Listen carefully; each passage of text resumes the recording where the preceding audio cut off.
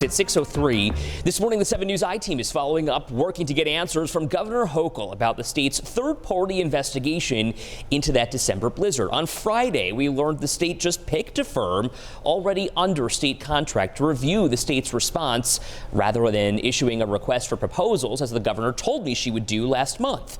So where's the transparency? These are already approved companies that do consulting for the state. So there's a long list. We put it out to them to take a look at. Instead of spending many months of having to go through the RFP process, they are already pre-approved to be able to be providing this service to the state. And Guidehouse was selected because I'm anxious to get results now instead of waiting until next summer, because there could be a storm tomorrow. The governor says the review process has already started.